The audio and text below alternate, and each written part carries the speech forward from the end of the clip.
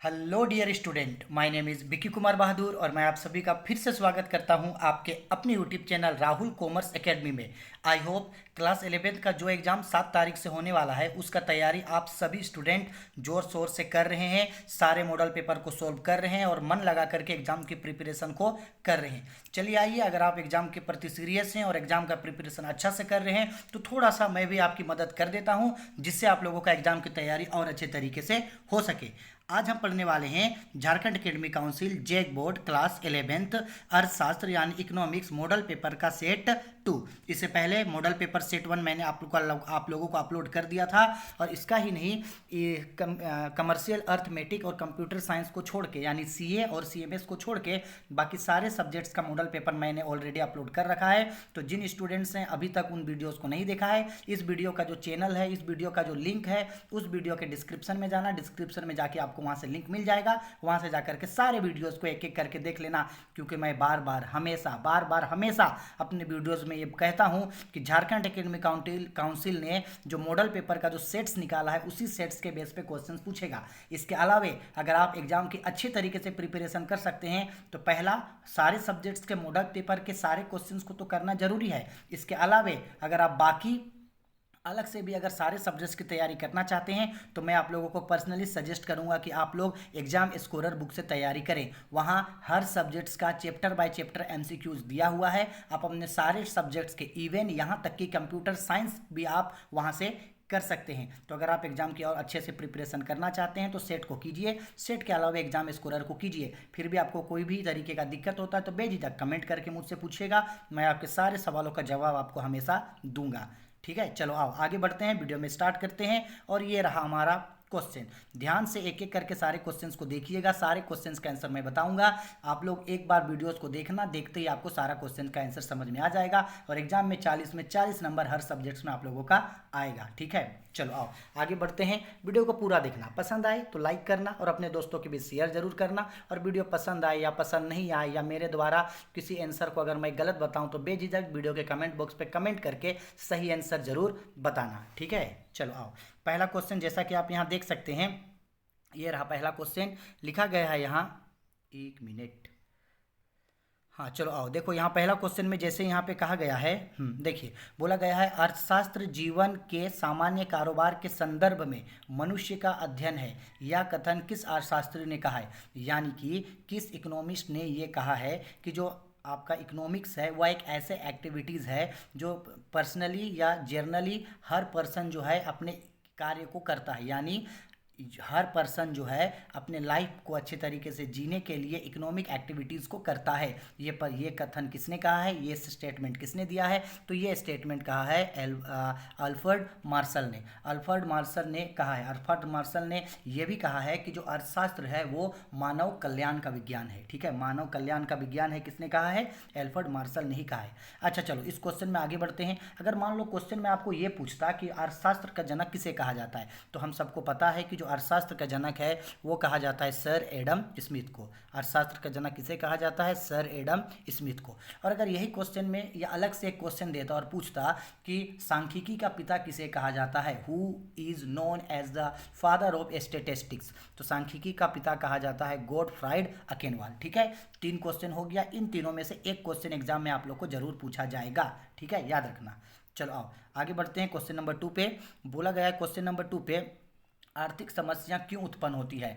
Y was economic problems arise. आर्थिक समस्या उत्पन्न क्यों होती है? तो सर आर्थिक समस्या उत्पन्न इसलिए होती है क्योंकि संसाधनों की दुर्लभता की समस्या होती है। किसकी समस्या होती है जी? संसाधनों के दुर्लभता की समस्या होती है। यानी बहुत ही कम मात्रा में आपके पास रिसोर्सेस होता है, वो रिसोर्सेस कम होने की वजह से आपके पास जो है इकोनॉमिक प्रॉब्लम अराइज होता है। ठीक है, चलो आओ क्वेश्चन नंबर 3 में आते हैं। बोला गया है निम्नलिखित में से कौन सा एक सांख्यिकी आंकड़ा नहीं है? Which of the following is a not of statisticals data. ठीक है, तो ऑप्शन ए पे बोला गया है एक विद्यालय में 1000 विद्यार्थी पढ़ते हैं। एक स्कूल है, स्कूल में 1000 स्टूडेंट्स पढ़ते हैं। तो ये जो है एक डेटा शो कर रहा है, एक स्कूल में 1000 स्टूडेंट है तो वो इस स्कूल का डेटा को शो कर रहा है। तो ये तो सर बिल्कुल एक सांख्यिकी आंकड़ा है। ठीक है। ऑप्शन बी, 2021 ईस्वी में भारत की जनसंख्या 121 करोड़ थी। ये भी भारत का पॉपुलेशन को दिखा रहा है कि 121 करोड़ पॉपुलेशन था, ये भी एक डेटा ही है। ऑप्शन सी पे बोला एक सड़क दुर्घटना में 100 व्यक्तियों की मृत्यु हुई, ये भी डेटा को दिखा रहा है आपका। ऑप्शन डी पे बोला गया है भारत में बाढ़ से हर वर्ष कई लोग बेघर होते हैं। बोला गया है हर वर्ष बाढ़ से कई लोग बेघर होते हैं, क्या बताया कि कितने लोग बेघर होते हैं? नहीं ना बताया है। तो ये जो है मेरे लिए ये सांख्यिकी आंकड़ा नहीं है, ये मेरे लिए इकोनॉमिक, ये मेरे लिए स्टेटिस्टिक्स डेटा नहीं है। तो क्वेश्चन में यही पूछा था ना कि कौन मेरे लिए स्टेटिस्टिक डेटा नहीं है, तो इसका राइट आंसर होगा ऑप्शन डी। क्लियर है? चलो आगे बढ़ते हैं। क्वेश्चन नंबर 4 इंपॉर्टेंट है, अच्छा से समझना। क्वेश्चन नंबर 4 पे बोला गया है शब्द स्टेटिस्टिक्स की उत्पत्ति किस लैटिन भाषा से हुई है। मतलब स्टेटिस्टिक्स जो वर्ड है वो लैटिन भाषा के किस वर्ड से बना है, तो ये लैटिन भाषा के स्टेटस वर्ड से बना है। किस वर्ड से? स्टेटस। अच्छा, इसी क्वेश्चन को घुमा करके पूछ सकता है, ऐसे पूछेगा कि स्टेटिस्टिक्स जो है ग्रीक भाषा के किस शब्द से बना है। ग्रीक भाषा, जब आपको ग्रीक भाषा पूछेगा तो ग्रीक भाषा के किस शब्द से बना है? स्टेटिस्टिक। स्पेलिंग देख के रखिएगा, STATISTIK, स्टेटिस्टिक। इस भाषा से जो है ग्रीक भाषा में बना है, ग्रीक भाषा में। लेकिन यहाँ बोला है लैटिन भाषा, तो लैटिन भाषा की किस शब्द से बना है? ये स्टेटिस्टिक्स से, स्टेटस से स्टेटिस्टिक्स बना है। लैटिन भाषा के किस शब्द? स्टेटस। और ग्रीक भाषा के किस शब्द से? तो स्टेटिस्टिक्स से बना है। क्लियर है? चलो आगे बढ़ते हैं। क्वेश्चन नंबर 5 पे बोला गया है डॉट डॉट डॉट सभी समस्याओं की जड़ है। Dot dot dot reasons of all problems, कौन सारा प्रॉब्लम्स का रीजन है? तो सारा प्रॉब्लम्स का रीजन है आपका अभाव, कमी। कमी जो होता, एक मिनट रुको रुको रुको रुको, गलत हो गया, ये अभाव नहीं होगा। एक मिनट, क्वेश्चन क्या है जी? हाँ ठीक है क्वेश्चन में बोला गया है डॉट डॉट डॉट सभी समस्याओं की जड़ है, विच इनमें से कौन जो है वो सभी प्रॉब्लम्स का रीज़न है। तो सारे प्रॉब्लम्स का रीज़न होता है अभाव, इनसफिशियंटी। ठीक है, जो मात्रा बहुत ही कम मात्रा में होता है कोई भी चीज़, तभी उसका समस्या बहुत ज़्यादा होता है। जैसे मान लो ना जी, आपके पास पैसा कम है तो पैसा का प्रॉब्लम होगा, आपके पास सोर्सेस कम है तो सोर्सेस का प्रॉब्लम होगा, आपके पास घर पर्याप्त मात्रा में नहीं है तो घर का प्रॉब्लम होगा। तो अभाव ही सभी समस्याओं की जड़ होती है। ठीक है, चलो 6 नंबर आते हैं। बोला गया है निम्नलिखित में से चर का एक उदाहरण है, which of the following are the examples of variable. यहाँ से किसको एक वेरिएबल माना जा सकता है? तो देखो वेरिएबल माना जा सकता है राष्ट्रीय आय, नेशनल इनकम को वेरिएबल माना जा सकता है। वेरिएबल मतलब होता है एक प्रॉपर डेटा। ठीक है, डेटा, एक प्रॉपर डेटा किसको माना जा सकता है? राष्ट्रीय आय को। ठीक है, नेशनल इनकम को। चलो आओ, आई होप इंग्लिश वाले स्टूडेंट्स को भी समझ में आ रहा होगा। 7 नंबर क्वेश्चन पे बोला गया है प्रतिदर्श सर्वेक्षण के से क्या लाभ है। प्रतिदर्श सर्वेक्षण से क्या लाभ है? तो याद रखिएगा प्रतिदर्श सर्वेक्षण का क्या लाभ होता है? कम खर्च होता है इसमें, कम प्रगणक की आवश्यकता होती है, कम समय लगता है, या इनमें से सभी? तो इसका राइट आंसर होगा इनमें से सभी। ठीक है, इनमें से सभी इसका राइट आंसर होगा। चलो आओ आगे बढ़ते हैं क्वेश्चन नंबर 8 पे। क्वेश्चन नंबर 8 ये रहा। क्वेश्चन नंबर 8 पे बोला गया है इनमें से किस संस्था के द्वारा समाज आर्थिक मुद्दे पर राष्ट्रीय स्तर के लिए सर्वेक्षण किया जाता है। यानी यहाँ से जितने भी ऑर्गेनाइजेशन हैं, कौन सा ऑर्गेनाइजेशन ऐसा है जो नेशनल लेवल पे सोशल इकोनॉमिक जो अपील्स होता है या सोशल इकोनॉमिक्स चीज़ों के बारे में सर्वेक्षण करता है। ठीक है, यानी नेशनल लेवल पे कौन जो है इन चारों ऑर्गेनाइजेशन में से रिसर्च करता है और उनके बारे में डिटेल्ड में बताता है। तो ये काम होता है आपका राष्ट्रीय प्रतिदर्श और सर्वेक्षण संगठन। इसी का काम होता है क्या करना? रिसर्च करना, और रिसर्च करके चीज़ों को बताना। ठीक है, नेशनल लेवल पे रिसर्च करना। 9 नंबर क्वेश्चन में बोला गया है भारत की जनगणना में किस प्रकार के सांख्यिकी आंकड़े एकत्रित किए जाते हैं। अगर भारत का जनगणना किया जाएगा तो मैंने पिछले वीडियो में भी आप लोग को बताया था कि जब भारत का जनगणना किया जाता है तो जनगणना में ना सिर्फ भारत की जनसंख्याओं के बारे में पता लगाया जाता है बल्कि सारी चीज़ों के बारे में पता लगाया जाता है। जैसे जन्म दर क्या है, मृत्यु दर क्या है, यानी बर्थ रेशियो, डेथ रेशियो क्या है, लोगों की साक्षरता दर, यानी कि कितने लोग इलिटरेट हैं, कितने लोग लिटरेट हैं, कितने लोग ग्रामीण क्षेत्रों में रहते हैं, कितने लोग शहरी क्षेत्रों में रहते हैं, कितने लोगों के पास कितना आय है, कितने लोगों के पास नौकरी है, कितने लोग बेरोजगार हैं, कितने लोग शादीशुदा हैं, कितने लोग अभी अविवाहित हैं यानी अनमेरिड हैं। सभी चीज़ों के बारे में जो है जनगणना से पता चलता है। ठीक है, सेंसस से इन सभी चीज़ों के बारे में पता चलता है। तो इसका राइट आंसर होगा इनमें से सभी, सब ऑप्शन डी। ठीक है, चलो 10 नंबर क्वेश्चन पे आते हैं। 10 नंबर क्वेश्चन पे बोला गया है इनमें से किस विधि में उत्तरदाता को प्रभावित किया जा सकता है। Which of the followings can be affected the लाइबिलिटर्स,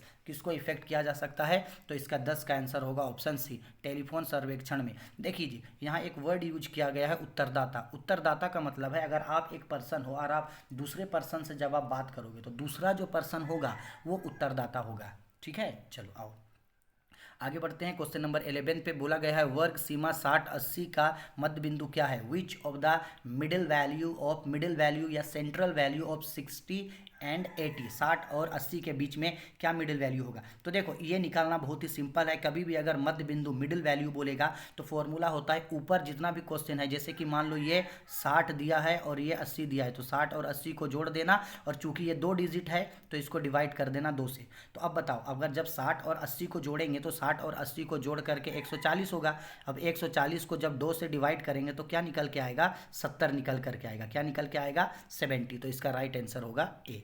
वैसे ही मान लो अगर आपको ये पूछता कि अगर मान लो 40 और 50 के मिडिल में क्या आएगा, तो सिंपल सा बात है 40 और प्लस 50 करेंगे तो 40 और 50 90, और डिवाइड करेंगे 2 से, तो डिवाइड करेंगे 2 से तो आएगा 45। क्लियर है, जितना भी टर्म रहेगा उन दोनों को जोड़ करके 2 से डिवाइड कर देना। क्लियर है जी, चलो आओ आगे बढ़ते हैं। क्वेश्चन नंबर 12 में बोला गया है जब आंकड़ों का वर्गीकरण समय के आधार पर किया जाता है तब उस वर्गीकरण को क्या कहा जाता है। व्हेन, जब कभी भी किसी भी डेटा को समय के बेस पे, जब कभी भी किसी भी डेटा को टाइम के बेस पे क्लासिफिकेशन किया जाता है, टाइम के बेस पे बांटा जाता है, तो उसे क्या कहा जाता है, उसे कहा जाता है कालानुक्रम, उसे कहा जाता है टाइम सीरीज। कालानुक्रम का मतलब होता है टाइम सीरीज। सिंपल बोला है जी, समय के अनुसार, समय मतलब टाइम के अनुसार, तो समय के अनुसार किया जाएगा तो कालानुक्रम यानी टाइम सीरीज कहलाता है वो। ठीक है, चलो आओ आगे बढ़ते हैं। क्वेश्चन नंबर 13 पे बोला गया है चर को सामान्यतः कितने वर्गों में विभाजित किया जा सकता है। In how many category can be divided variable, एक जो वेरिएबल होता है उसको कितने भागों में बांटा जा सकता है, तो एक वेरिएबल को 2 भागों में बांटा जा सकता है। तो 13 का आंसर होगा सी। ठीक है, चलो आओ आगे बढ़ते हैं। क्वेश्चन नंबर 14 पे बोला गया है किसी वर्ग में सम्मिलित मदों की संख्या को क्या कहते हैं। एक जो क्लास होता है उस क्लास में जितने भी मद मतलब होता है वेरिएबल, एक क्लास में जितने भी वेरिएबल्स होते हैं उन वेरिएबल्स को क्या कहा जाता है, तो उन वेरिएबल्स को कहा जाता है फ्रीक्वेंसी। क्या कहा जाता है, फ्रीक्वेंसी। देखो समझाते हैं। मान लो कि एक क्लास दिया गया है आपका, मान लो यहाँ 0 से 10 है, या तो फिर मान लो पसीना की वजह से लिखा नहीं रहा है, मान लो यहाँ पे 10 से 20 है, ये मान लो 20 से 30 है, इसी तरह से 30 से 40, 40 से 50 होगा। यहाँ फ्रीक्वेंसी होता है, मान लो 2 है, मान लो 4 है, मान लो 10 है, तो इन्हीं सब चीज़ों को हम लोग बोलते हैं फ्रीक्वेंसी। ठीक है, तो याद रखना आप लोग, किसी वर्ग में सम्मिलित मदों की संख्या को आवृत्ति यानी कि फ्रीक्वेंसी कहा जाता है, एफ कहा जाता है। ठीक है, फ्रीक्वेंसी कहा जाता है।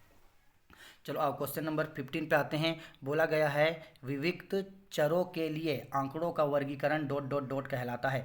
तो विविध चरों के लिए आंकड़ों का जो वर्गीकरण है वो बारंबारता सारणी यानी फ्रीक्वेंसी डिस्ट्रीब्यूशन टेबल कहलाता है। अलग अलग वेरिएबल्स को बांटना क्या कहलाता है, फ्रीक्वेंसी डिस्ट्रीब्यूशन टेबल, बारंबारता सारणी कहलाता है। ठीक है, आओ आते हैं क्वेश्चन नंबर 16 पे। बोला गया है अंकगणितीय रेखा को और किस नाम से जाना जाता है। जो भी अंकगणितीय रेखा होता है उसको और किस नाम से जाना जा सकता है, यानी जो भी न्यूमेरिकल्स लाइंस होता है उस न्यूमेरिकल्स लाइन को, उस न्यूमेरिकल्स ग्राफ को और किस नाम से जाना जाता है, तो न्यूमेरिकल्स ग्राफ को काल श्रेणी आलेख यानी टाइम सीरीज आलेख के नाम से उसको जाना जाता है। ठीक है, चलो क्वेश्चन नंबर 17 में बोला गया है बारंबारता बहुभुज किससे व्युत्पन्न होता है, यानी बारंबारता बहुभुज जो है वो किससे उत्पन्न होता है, तो बारंबारता बहुभुज जो है वो उत्पन्न होता है आपका आयात चित्र से। किससे उत्पन्न होता है, आयात चित्र से। ठीक है, चलो आगे बढ़ते हैं। क्वेश्चन नंबर 18 पे एक अच्छी सारणी में क्या क्या सम्मिलित होता है। अगर आप एक अच्छा टेबल बनाओगे तो उसमें क्या क्या होना चाहिए। इससे लास्ट वीडियो में ही मैंने आप लोग को बताया था कि सारणी क्या होता है, टेबल क्या होता है। रो और कॉलम में सजा हुआ एक ग्रुप को, रो और कॉलम में सजा हुआ एक वेरिएबल्स को हम लोग टेबल बोलते हैं। ठीक है, और उसमें क्या होना चाहिए, अगर आप एक अच्छा टेबल बनाना चाहते हैं तो उसमें ये सब होना चाहिए। ठीक है, यानी सारणी का संख्या यानी कि सीरियल नंबर होना चाहिए, शीर्षक एवं उस शीर्षक यानी टाइटल एंड सब टाइटल यानी हेडिंग और सब हेडिंग होना चाहिए, और डिटेल्ड में होना चाहिए, वो तो सब होना चाहिए। ठीक है, तो 18 का आंसर होगा डी। चलो आओ 19 में आते हैं। 19 का क्वेश्चन में बोला गया है आंकड़ों, ध्यान से समझना, ये एकदम इजी है। बोला गया है आंकड़ों को अमूर्तता कम करने तथा उसे अधिक मूर्त व आसानी से समझने योग्य बनाने के लिए आंकड़ों का प्रस्तुतिकरण की कौन सी विधि उपयुक्त होगी। मान लो आपके पास अगर कोई डेटा है और आप चाहते हैं कि आप उस डेटा को, उस इन्फॉर्मेशन को बहुत ही अच्छे तरीके से प्रेजेंट करें ताकि लोगों को उसके बारे में देखते ही, उस डेटा को देख करके ही लोग उसके बारे में जान सके, तो आपके लिए सबसे अच्छा तरीका होगा क्या? तो सबसे अच्छा तरीका होगा आपका आरेखी। सबसे अच्छा तरीका क्या होगा आपके लिए? आरेखी। इससे आप डिटेल्ड में जो है उसको वो दिखा सकते हो।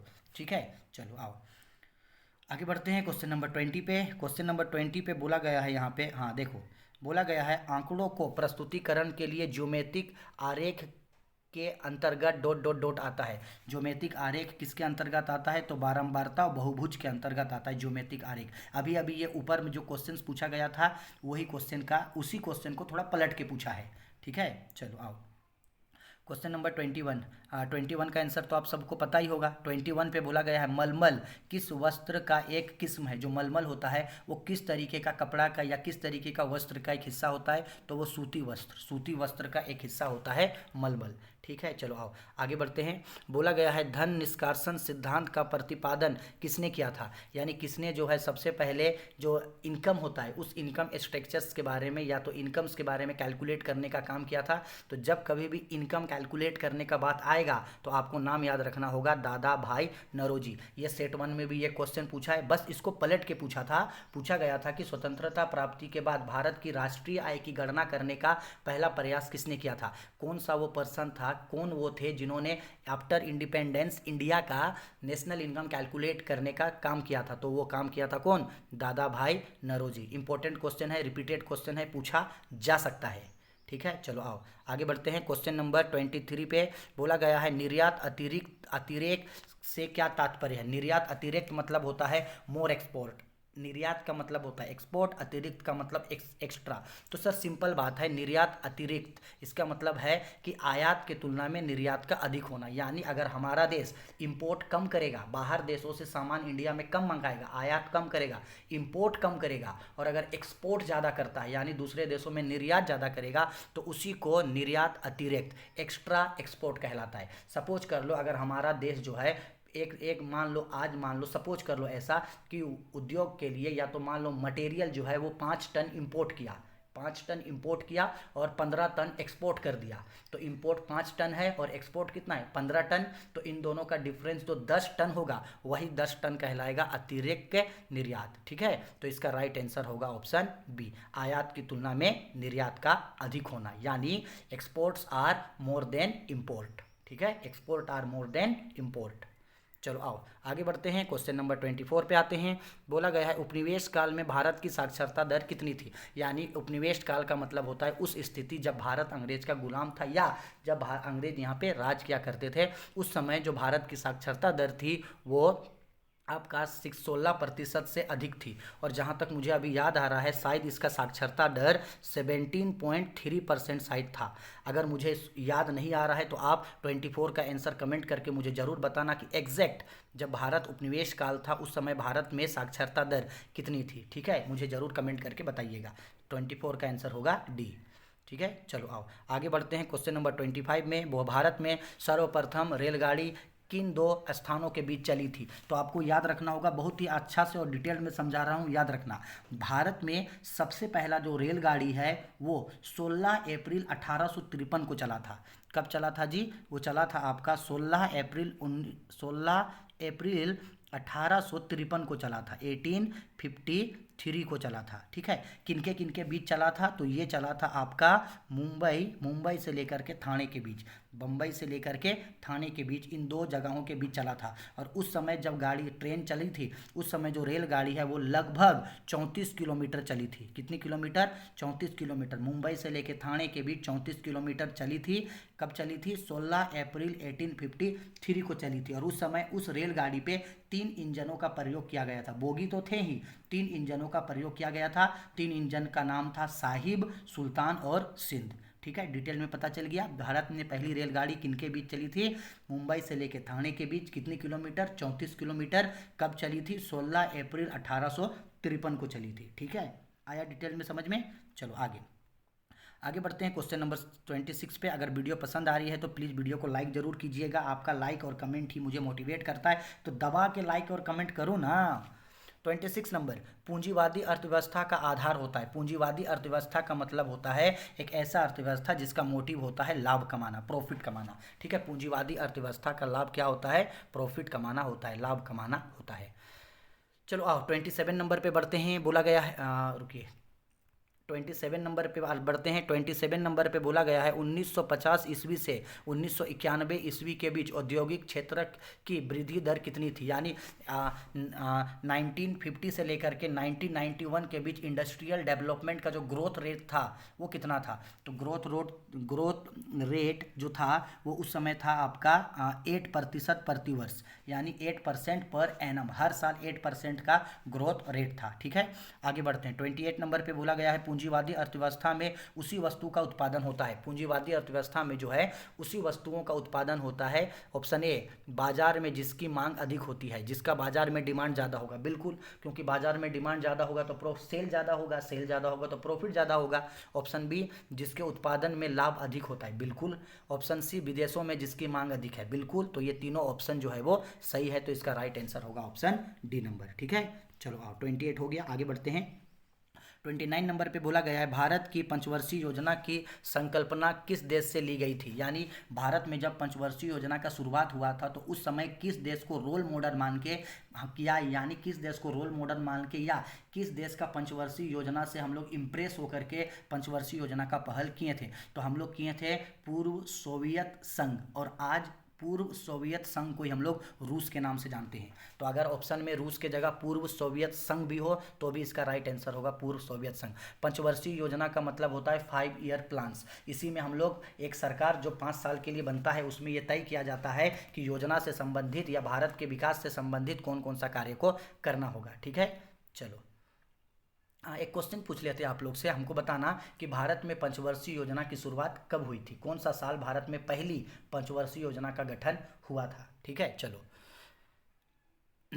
30 नंबर बोला गया है प्रतिप्रेक्षात्मक योजना में लक्ष्य को प्राप्त करना होता है। ये थोड़ा सा याद रख लेना, प्रतिप्रेक्षात्मक योजना में लाभ को 20 वर्षों के दौरान प्राप्त कर लेना होता है। यानी आपका जो भी योजना है उस योजना को आपको प्लानिंग को 20 वर्षों में कंप्लीट कर लेना है।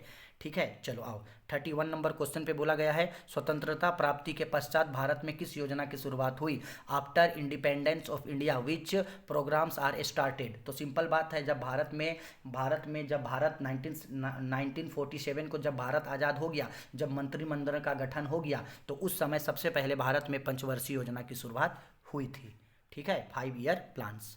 चलो आप आगे बढ़ते हैं। 32 नंबर, देखो कितना इजी तरीके से वीडियो समझ में आ रहा है ना। अगर क्वेश्चन समझ में आ रहा है तो लाइक जरूर करना और ज़्यादा से ज़्यादा दोस्तों के बीच शेयर करना ताकि वो भी इसका फ़ायदा उठा सके। कोई भी डाउट होता है वीडियो के कमेंट बॉक्स पे कमेंट करके ज़रूर मुझे बताना ताकि मैं आपके सारे सवालों का जवाब आपको दे सकूँ। पसंद भी आए वीडियो तो भी एक छोटा सा थैंक यू करके मुझे दे देना लिख करके, ताकि आपका जो कमेंट्स होगा या जो लाइक्स होगा वही तो होगा जो मुझे मोटिवेट करेगा। और आने वाले सेमेस्टर्स में आने वाले जो आपके पेपर्स होंगे 11th का पूरा 12th, साथ साथ तो हैं ही हम लोग।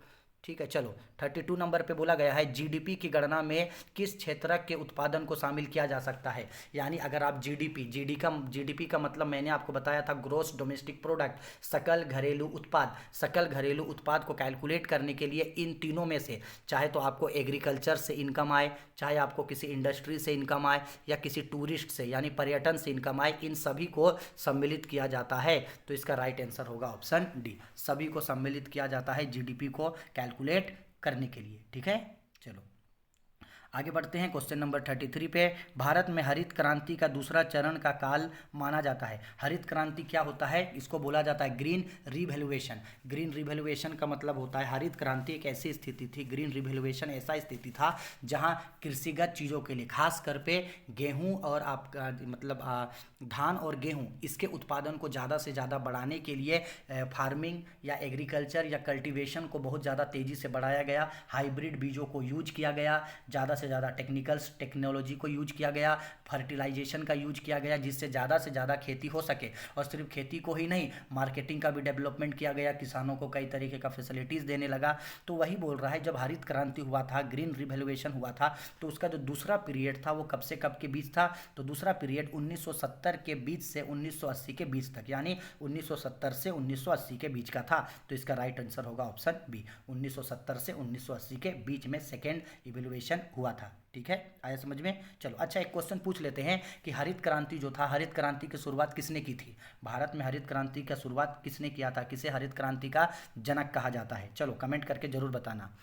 34 नंबर में पूछा गया है, औद्योगिक नीति 1956 के प्रस्ताव में उद्योगों को कितने वर्गों में विभाजित किया गया है? यानी इंडस्ट्रियल पॉलिसी 1956 के रिगार्डिंग जो भी इंडस्ट्रीज हैं उसे कितने कैटेगरी में बांटा गया? तो इंडस्ट्री को 3 कैटेगरी में बांटा गया था, 3 स्तरों पर बांटा गया, प्राथमिक, द्वितीय और तृतीय। ठीक है, primary industry, secondary industry and tertiary industry. ठीक है, चलो आगे बढ़ते हैं। क्वेश्चन नंबर 35 में बोला गया है, विदेशी ऋण क्या है? What is foreign currency? विदेशी ऋण यानी विदेशी ऋण यानी कि फॉरेन लोन। तो विदेशी करेंसी क्या है? तो सर विदेशी करेंसी का मतलब सिंपल है, अगर हमारा देश का सरकार, हमारे देश का जो सेंट्रल गवर्नमेंट है, अगर वो किसी दूसरे देशों में विदेशों से अगर लोन लेगा, हमारे देश का गवर्नमेंट, हमारी देश की सरकार अगर विदेशों से अगर लोन लेगा तो वही विदेशी ऋण कहलाता है। तो इसका राइट आंसर होगा ऑप्शन सी नंबर, विदेशी संस्थाओं से सरकार के द्वारा लिया गया ऋण, यानी हमारे देश का गवर्नमेंट अगर विदेशों से लोन लेगा तो वही विदेशी ऋण कहलाएगा। ठीक है, सिंपल बात है ये तो। चलो आओ, 36 नंबर पे पूछा गया है, 1980 के दशक के अंत में उत्पन्न आर्थिक संकट से बचने के लिए भारत को आईएमएफ से कितनी राशि ऋण के रूप में मिली थी? यानी 1980 पे जब इंडिया में मनी क्राइसिस हुआ था, जब आर्थिक संकट आ गया था, जब बहुत ज़्यादा आर्थिक संकट के कारण आर्थिक महामंदी की स्थिति हो गई थी, उस समय आईएमएफ, यानी कि आईएमएफ के बारे में मैंने आपको बताया था, इंटरनेशनल मॉनेटरी फंड। ठीक है, आईएमएफ से भारत ने कितने का लोन लिया था? तो आईएमएफ से भारत ने लोन लिया था आपका $7 मिलियन का लोन लिया था। ठीक है, तब जाकर के भारत में आर्थिक स्थिति का जो संकट था वो दूर हुआ था। ठीक है, याद रखना, इंपॉर्टेंट चीज़ है ये। 37 नंबर पे बोला गया है, नई आर्थिक नीति 1991 में कितने उद्योगों के लिए लाइसेंस की अनिवार्यता को जारी रखा है? मैंने इससे पहले के वीडियो में आप लोगों को नवीन आर्थिक नीति यानी न्यू इंडस्ट्रियल पॉलिसी या न्यू इकोनॉमिक पॉलिसी 1991 के बारे में बता चुका हूँ। उसमें कितने उद्योगों को, कितने इंडस्ट्री को लाइसेंस का होना जरूरी कर दिया था? तो 8 इंडस्ट्रीज को लाइसेंस का होना जरूरी कर दिया था। ठीक है, चलो आगे बढ़ते हैं। क्वेश्चन नंबर 38 नंबर पे, HCL टेक्नोलॉजी किस प्रकार की कंपनी है? तो हम सबको पता है ना जी, HCL कंपनी क्या होता है। HCL का जैसे लैपटॉप्स आता है, HCL का इलेक्ट्रॉनिक्स इक्विपमेंट आता है, कंप्यूटर इक्विपमेंट आता है। तो HCL जो है वो किस तरीके का कंपनी है? तो HCL एक IT कंपनी है, इंफॉर्मेशन एंड टेक्नोलॉजी कंपनी है। HCL का फुल फॉर्म होता है हिंदुस्तान कंप्यूटर लिमिटेड। ठीक है, चलो आओ आगे बढ़ते हैं, वीडियो अब एंड होने वाला है। 39 नंबर पे बोला गया है क्वेश्चन पे, कंपनी के द्वारा किसी बाहरी स्रोतों से नियमित सेवा को प्राप्त करने की प्रक्रिया क्या कहलाती है? अगर एक कंपनी है, अगर बाहर से एक्सटर्नल सर्विसेज लेता है, बाहर से कहीं से सर्विस लेता है, तो उसको बोला जाता है एक्सटर्नल सर्विसेज, यानी उसको बोला जाता है बाह्य प्रपणन। ठीक है, चलो लास्ट क्वेश्चन पे आते हैं, 40 नंबर पे, भारत में एलपीजी नीति से लाभान्वित नहीं होने वाला क्षेत्रक है, यानी कौन सा ऐसा सेक्टर है जिसको एलपीजी का लाभ नहीं होता है? एलपीजी का फुल फॉर्म आप लोग वीडियो के कमेंट बॉक्स पे कमेंट करके मुझे बताना। तो किसका एलपीजी को लाभ नहीं होता है? तो एलपीजी का लाभ उसको नहीं होता है जो फाइनेंशियल सेक्टर से बिलोंग करते हैं, यानी जो वित्त क्षेत्र से जो बिलोंग करते हैं उसे इसका लाभ नहीं होता है। ठीक है, आई होप वीडियो पसंद आ गई है, दोनों शॉर्ट कंप्लीट हो गया है। अगर आप लोग थोड़ा सा ध्यान रखिएगा तो एग्जाम में आप लोगों का 40 में 40 नंबर जरूर आएगा। ठीक है, चलो मिलते हैं अगली बार। आप अच्छे से एग्जाम की तैयारी करें। कोई भी क्वेश्चन में कोई भी डाउट होता है, बेझिझक वीडियो के कमेंट बॉक्स पे कमेंट करके मुझसे पूछना, मैं आपके सारे सवालों का जवाब आपको जरूर दूंगा। ठीक है, चलो बाय, टेक केयर, और एग्जाम के लिए बेस्ट ऑफ लक। अच्छे से एग्जाम की तैयारी करना। Bye, take care.